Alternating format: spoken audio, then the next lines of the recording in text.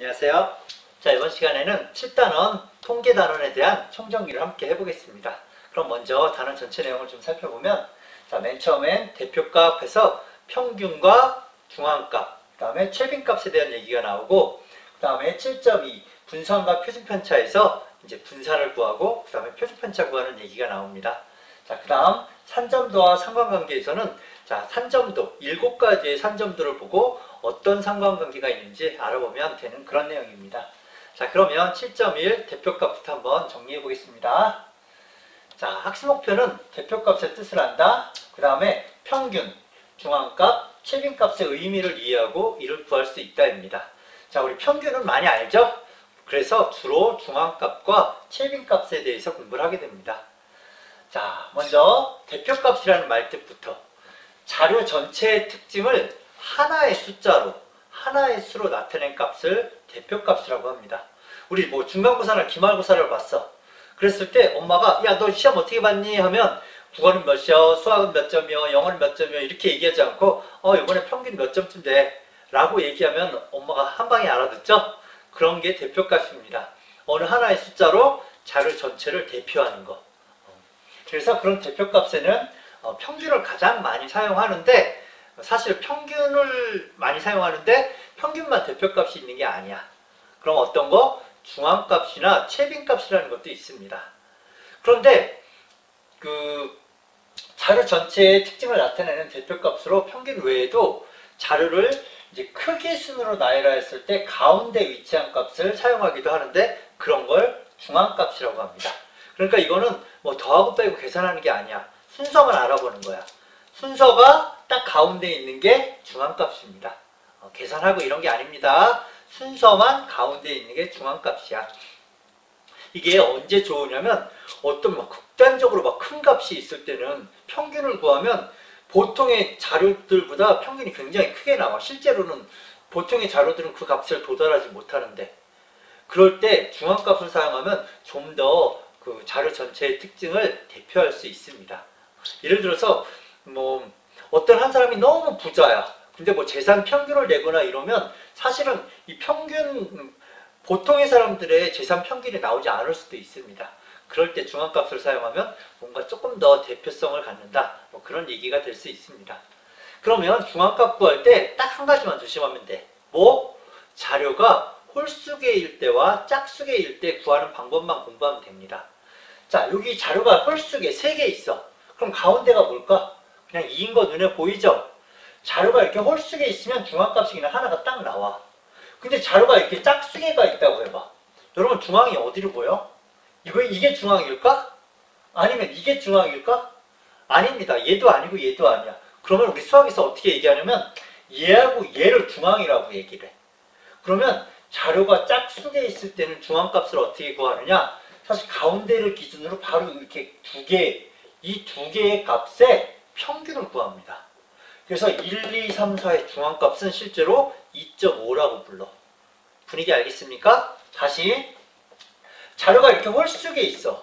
홀수개 있으면 한가운데가 딱 있어. 그래서 얘의 중앙값은 3이야, 실제로. 근데 자료가 짝수개 있어. 그러면 가운데를 잘 보면 가운데가 딱 나오지 않습니다. 3하고 4 두 개가 가운데야.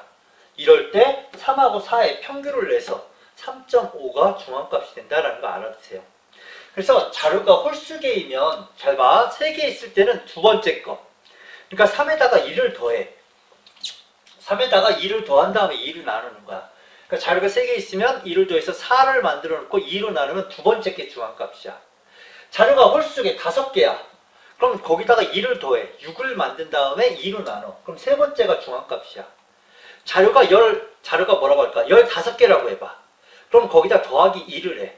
그럼 16이 되지. 그걸 2로 나누면 8번째가 중앙값이야. 자료가 15개일 때. 그래서 홀수개일 때는 2를 더한 다음에 2로 나눈 번째. 이렇게 얘기를 합니다. 근데 자료가 짝수개이면 어떻게 되느냐? 중앙값은 일단 4개일 때는 무조건 4개일 때는 2로 나눠. 그럼 2죠. 그럼 두 번째와 그 다음 거 다음 번째 거. 두 번째와 세 번째. 자료가 6개야. 그럼 무조건 2로 나눠 6을. 그러면 세 번째지. 그 세 번째와 그 다음 네 번째. 그래서 이걸 자료가 짝수개이면 중앙값은 그냥 n개이면 무조건 2로 나눠. 그 다음 얘하고 그 다음에 더하기 1한 거에 평균을 구한다. 자료가 20개야. 그러면 무조건 2로 나눠. 그럼 10번째지. 10번째와 11번째. 이렇게 얘기하는 거야. 자료가 뭐 34개야. 그럼 무조건 2로 나눠. 그럼 17이지. 17, 17번째, 18번째 평균이 중앙값이다. 이렇게 정리할 수 있습니다. 그래서 중앙값은 자료를 작은 값부터 크기 순으로 나열할 때 자료의 개수가 홀수이면 가운데 위치한 값이 중앙값이야. 홀수면 언제나 하나가 딱 나와. 어떻게 1 더해서 2로 나누랬지? 그 다음 자료의 개수가 짝수이면 가운데에 위치한 두 값의 평균이야. 가운데 위치한 두 값 어떻게 구해? 무조건 일단 2로 나눠. 자료가 짝수개면 그 다음 그거와 그 다음 거라고 얘기를 했습니다. 자, 문제 1번 한번 풀어보자. 다음은 7개국 성인의 1일 나트륨 섭취량을 조사하여 나타낸 것이다. 나트륨, 소금 섭취량이지? 이 자료의 중앙값을 구하시오.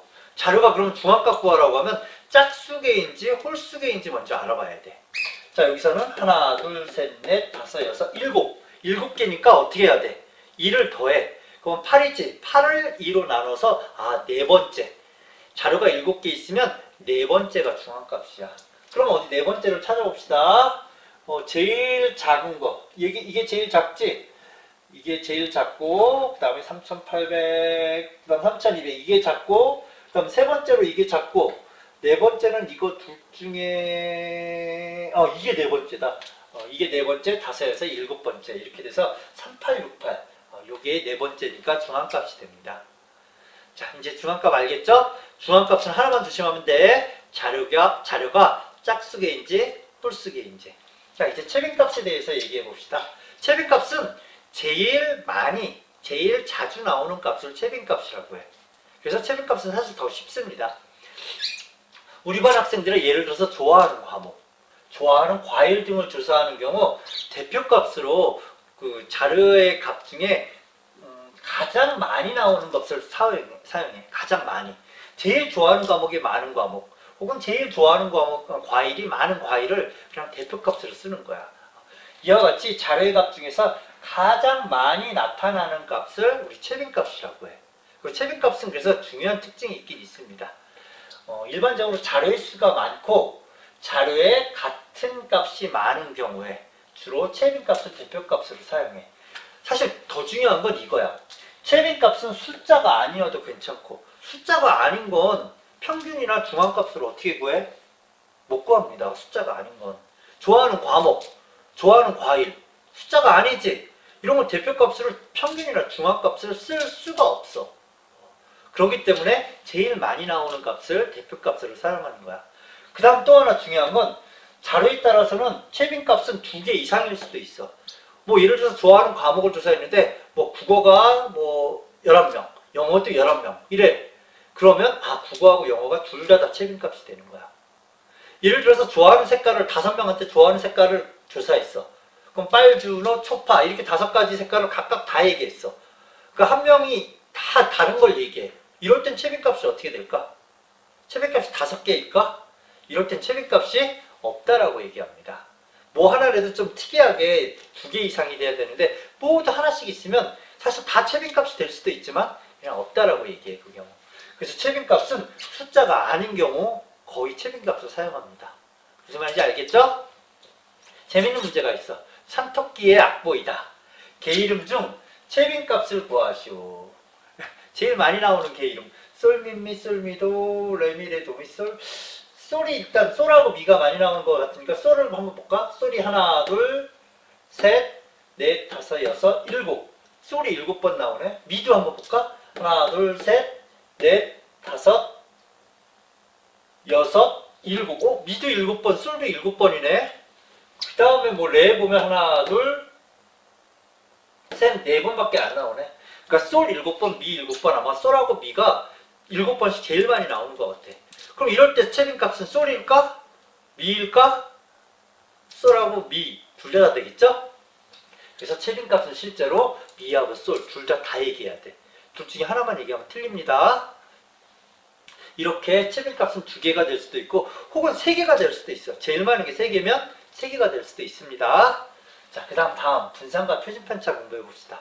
자, 분산과 표준편차인데 이런 걸 우리 이제 산포도라고 하는 건데 사실 이 3학년 통계 단원 중에 선생님 생각하기에 이 분산 표준편차가 제일 중요한 것 같아.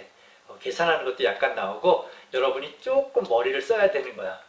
그런데 같이 공부하면 어렵지 않습니다. 자, 정리해보면 학습 목표는 산포도의 뜻을 안다.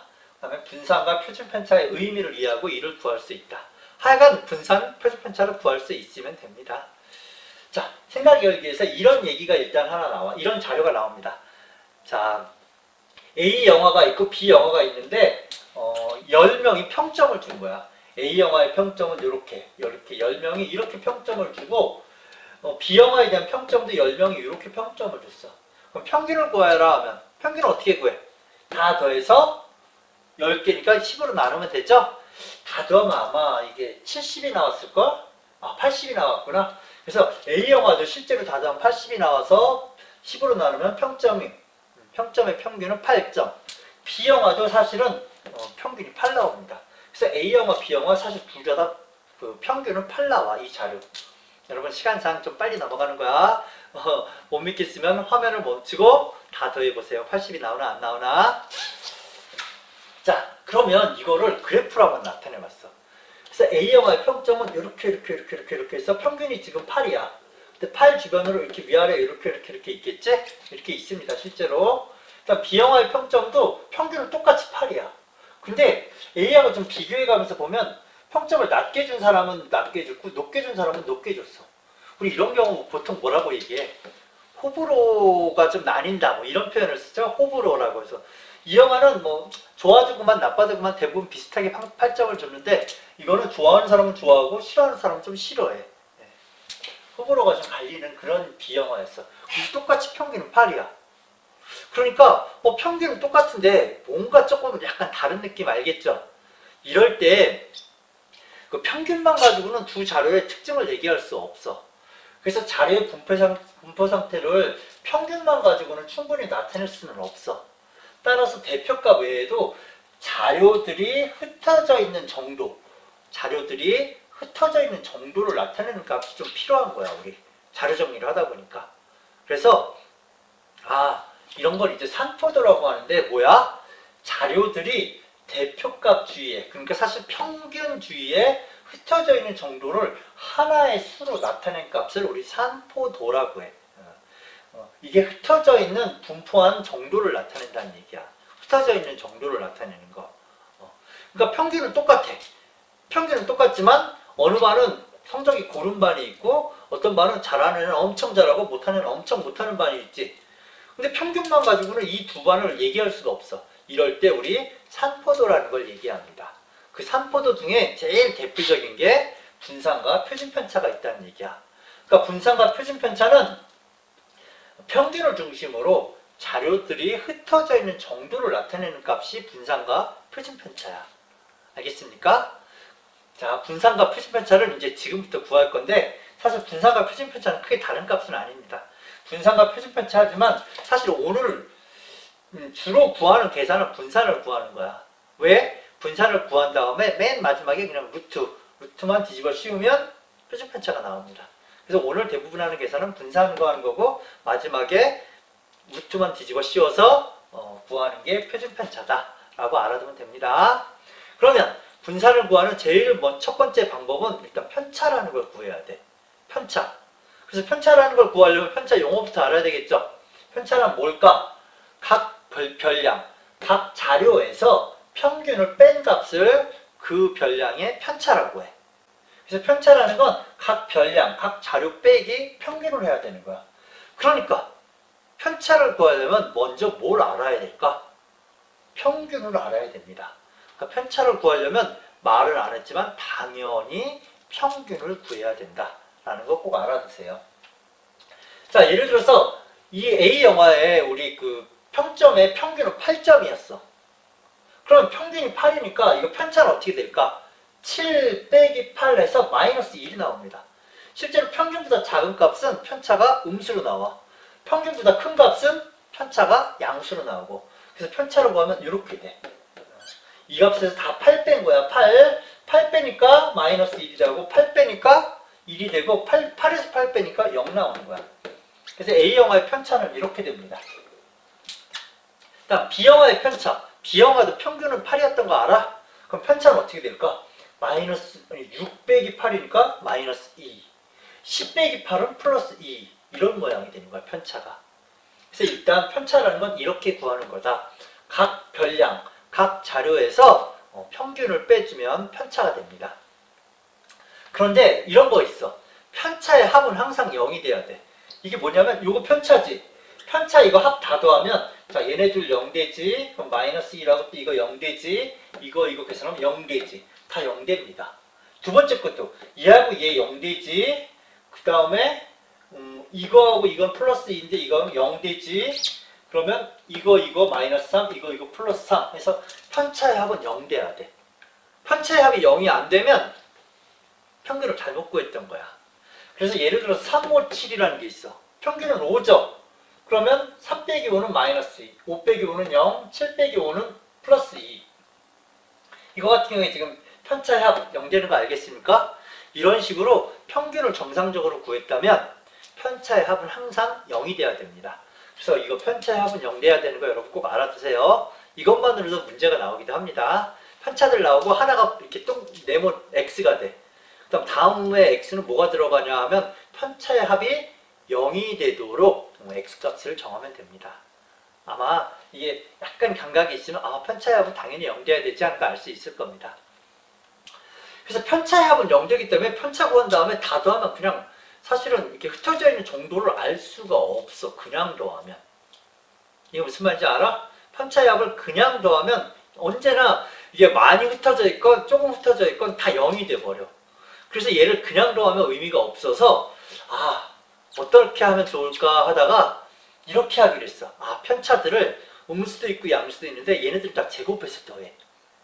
제곱해서 더했더니 이게 조금 흩어져 있는 건 그 값이 작게 나오고 많이 흩어져 있는 건 이게 그 값이 크게 나온다는 사실을 알게 된 거야. 제곱해서 더하니까. 그래서 편차를 제곱해서 합을 더하고 이제 또 그거를 이제 또 자료의 개수로 너무 커지니까 나눠줘. 그러니까 결론적으로 뭐냐면 편차를 제곱해서 평균을 구했더니 자료에 흩어진 정도를 알 수 있게 됐어.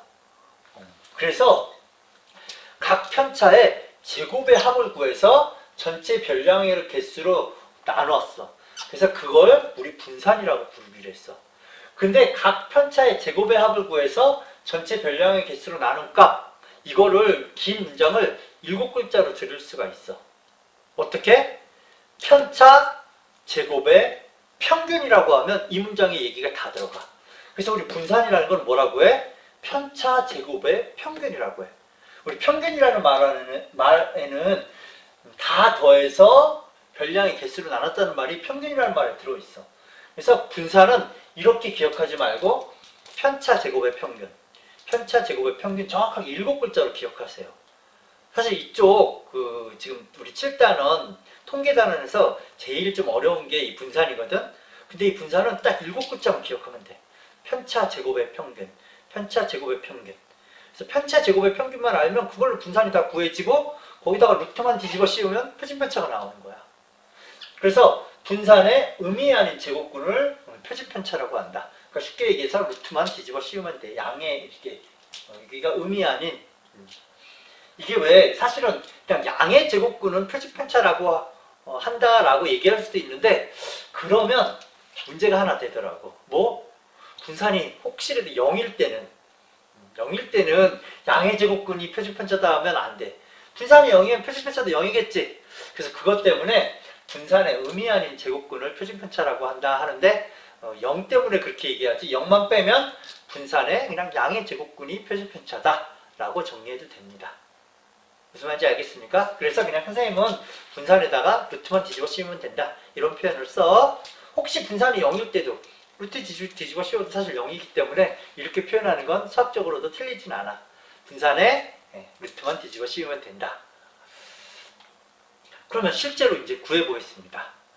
자, 자료가 5개 있어. 이제 분산을 구하여라. 혹은 표준편차를 구하는 거야. 자, 이게 가장 중요한 문제입니다. 예제입니다. 그러면 분산은 뭐야? 편차 제곱의 평균. 그럼 편차를 구해야 되지. 근데 편차를 구하려면 뭘 구해야 돼? 평균을 구해야 됩니다. 왜? 각 별량 빼기 평균을 해야지 편차가 나와. 그럼 이거 5개 평균을 구해야지. 그럼 다 더해서 5로 나눠야 돼. 다 더하면 이거 15가 나와서 평균은 3 나오는 거 알겠습니까? 평균은 3입니다. 그럼 편차를 이제 구해서 편차 제곱의 평균을 구하면 분산이야. 그럼 얘의 편차는 1 빼기 3이니까 마이너스 2. 얘는 마이너스 1, 0, 1, 2. 이렇게 편차를 구할 수 있죠? 자, 편차를 이렇게 구했어. 그러면 우리 그냥 편안하게, 얘네들을 제곱해서 평균 구하면 되는구나. 그냥 그렇게 알면 돼. 복잡하게 알 필요 없습니다. 그럼 얘네들을 제곱하면 어떻게 돼? 제곱하면 4, 1, 0, 1, 4. 이렇게 나오겠지? 그래서 얘네들 제곱하면 이렇게 나와. 그럼 이게 편차 제곱을 했어. 그럼 얘네들 평균만 구하면 이게 분산이야. 아무것도 아니야. 그럼 얘네들 그냥 편안하게 이제 평균만 구하면 돼. 4, 1, 0, 1, 4. 평균 구하면 다 더하면 10 나오지. 그걸 또 5로 나눠줘야 되잖아. 5개니까. 그러면 다 더하면 10이고 5로 나눠주면 2가 나와. 그 2가 분산이 되는 거야. 하나도 어렵지 않아. 다 더해서 5로 나누니까 2가 이게 분산이야. 그럼 표준 편차는 여기다 루트만 뒤집어 씌우면 된댔지? 루트만 씌우면 표준 편차는 루트 2가 된다. 라는 게 우리 분산 표준 편차 구한 거였어. 자, 다시 정리해보면, 자, 항상 자료들이 있을 때 분산 구하려면 혹은 표준 편차 구하려면 평균부터 구해야 된다. 평균 구하고 편차 구해서 편차 제곱을 일단 구해. 그 다음에 편차 제곱의 평균을 구하면 분산, 거기다 루트 씌우면 표준 편차가 된다. 그래서 분산이라는 건 이렇게 어렵게 나왔는데 이게 뭐야? 편차 제곱을 다 더해서 개수로 나눴다는 얘기는 편차 제곱의 평균. 그래서 분산은 편차 제곱의 평균으로 기억하세요. 이거 고등학교 가서도 똑같이 나옵니다. 분산은 편차 제곱의 평균. 다음 표준 편차는 분산에다가 이렇게 루트만 뒤집어 씌우면 됩니다. 알겠습니까? 자, 문제 하나만 풀어보자. 다음은 2008년부터 2017년까지 10년 동안 연도별로 전주에서 발생한 열대야의 날짜 수를 조사해 나타낸 표이다.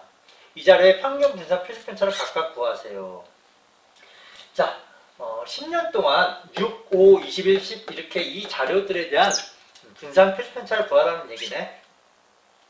그럼 먼저 6, 5, 21 얘네들의 뭘 구해야 돼? 평균을 구해야 되죠? 그래서 얘네들 10개의 자료에 대한 평균을 구하려고 다 더했더니 130이 나와. 그러면 130을 10개로 나눠야 되지? 평균은 13이 나온다는 얘기야. 알겠습니까? 자, 평균이 13이야. 이게 합계가 130이었으니까. 그럼 편차 구해야지. 그럼 6 빼기 13. 편차 여기 얼마일까? 마이너스 7 되는 거 압니까? 5 빼기 13. 마이너스 8이네. 21 빼기 13은 얼마야?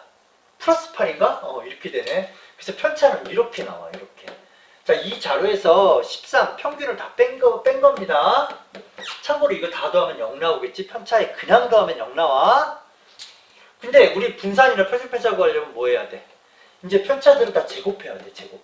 그럼 이제 숫자가 좀 커집니다. 할 수 없습니다. 마이너스 7을 제곱하면 플러스 49. 마이너스 8을 제곱하면 플러스 64. 얘도 64에서 편차 제곱을 이렇게 다 구해야 돼. 심지어는 289 이거 이렇게까지 나와. 할 수 없어. 편차 제곱의 평균이 분산이니까. 그래서 편차 제곱을 다 했더니 이렇게 나오고 얘네들 다 더했더니 610이 나왔어. 610 나오기 전에 편차 제곱을 하니까 이렇게 됐어.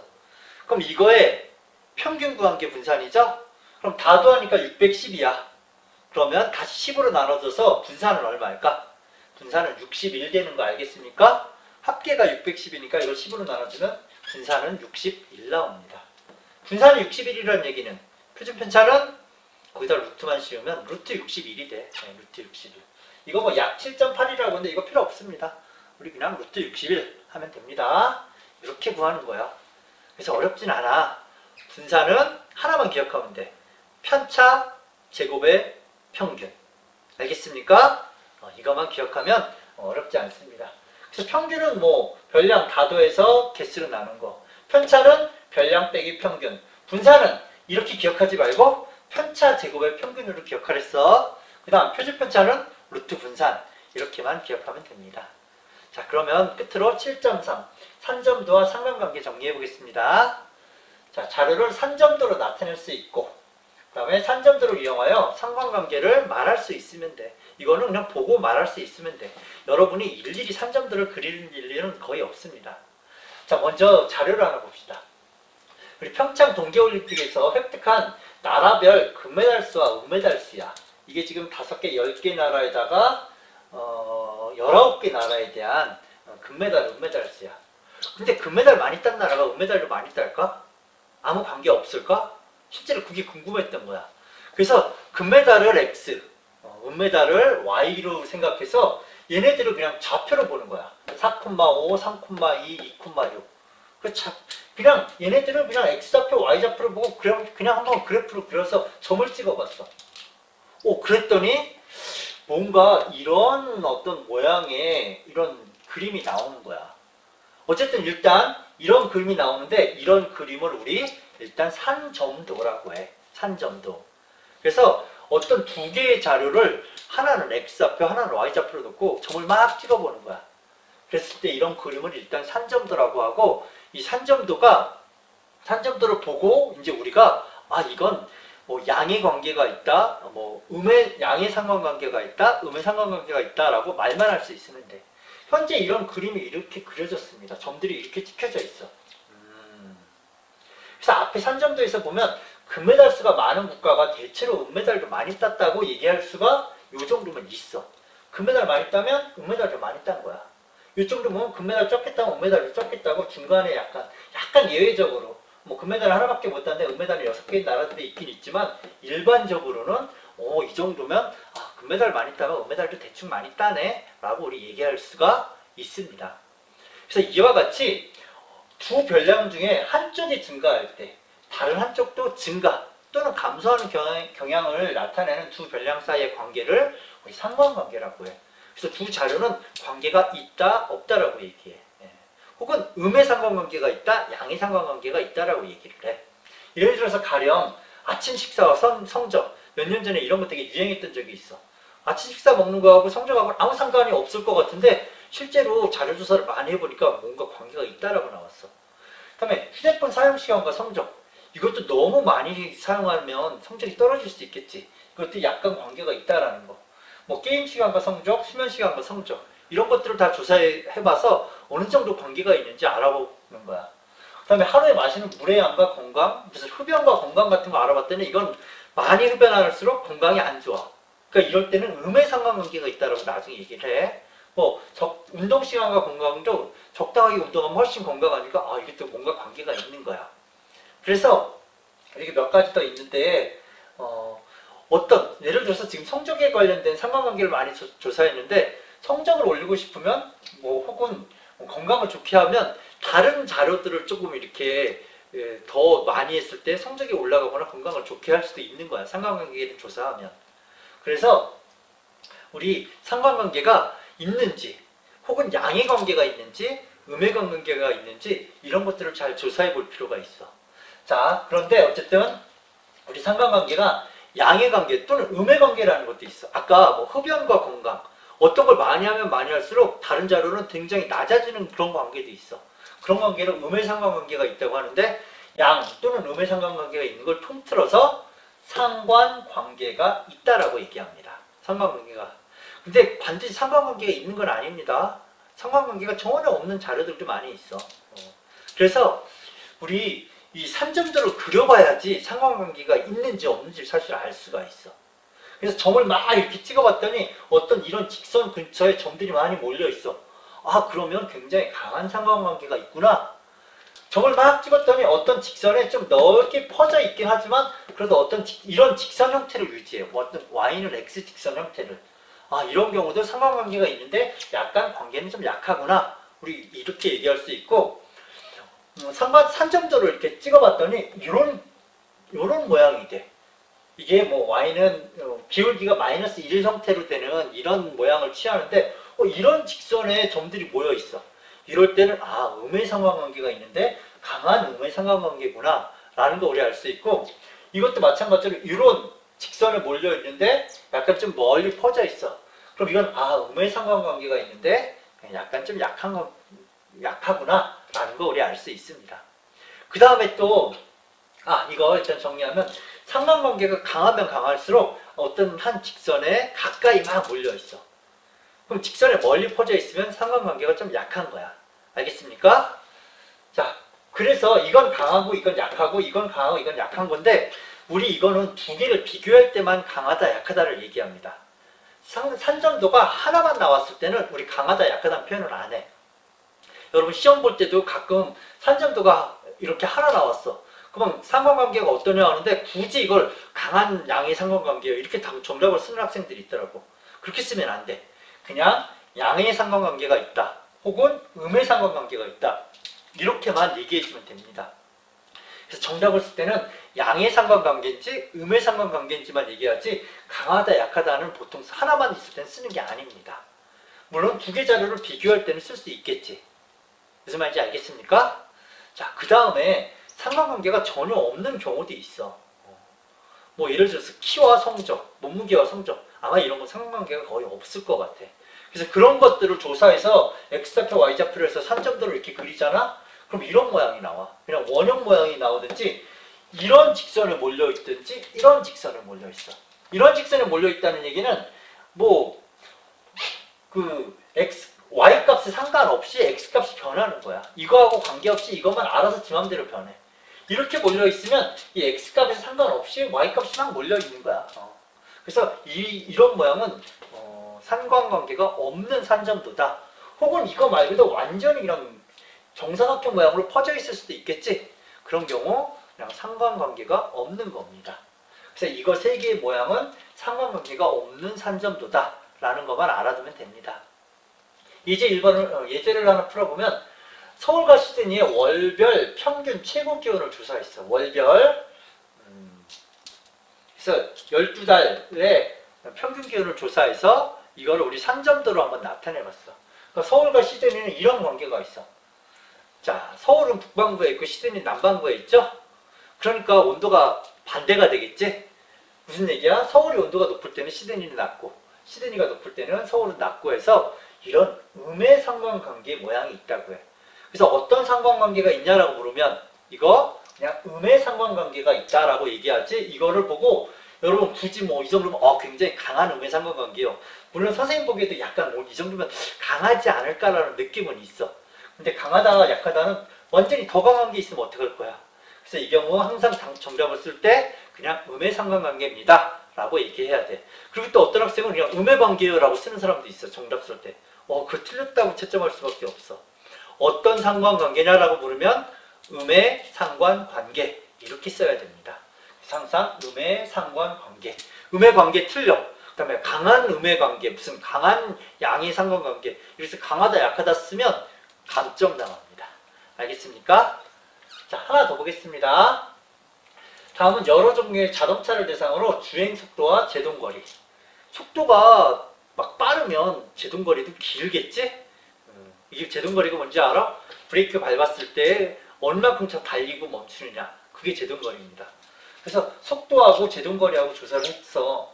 그랬을 때 이제 산점도를 나타내면 실제로 이렇게 속도가 빠르면 브레이크를 밟아도 한참 있다 멈추는 거야. 속도가 늦으면 금방 멈추는 거고. 그러니까 속도에 거의 뭐 어느 정도 양의 상관관계가 있는 거지. 뭐 정비례까지는 아니지만 사실 비례라는 말을 하고 싶은데 그렇게 완전 비례하지는 않지만 양의 상관관계. 이것도 사실 선생님도 굉장히 강한 양의 상관관계 같아. 근데 어쨌든 이 정도의 관계, 양의 상관관계가 있는 그런 상관관계입니다. 무슨 상관관계? 양의 상관관계. 다시 양의 관계라고 쓰면 안 됩니다. 그 다음에 뭐 강한 양의 상관관계 이렇게 써도 감점이야. 그냥 어떤 상관관계냐면 양의 상관관계요. 혹은 음의 상관관계요. 이렇게만 얘기해야 됩니다. 그래서 우리 이 상관관계 이 산점도 7개를 보고 판별만 할 수 있으면 돼. 자, 이런 건 양의 상관관계, 이런 건 음의 상관관계, 자, 이런 건 상관관계가 없는 산점도이다 라는 것만 알면 됩니다. 자, 통계 단원 다 복습했습니다. 자, 우리 긴 단원이 아니기 때문에 굉장히 깔끔하게 정리했던 것 같아. 자, 정리하느라고 수고 많았습니다.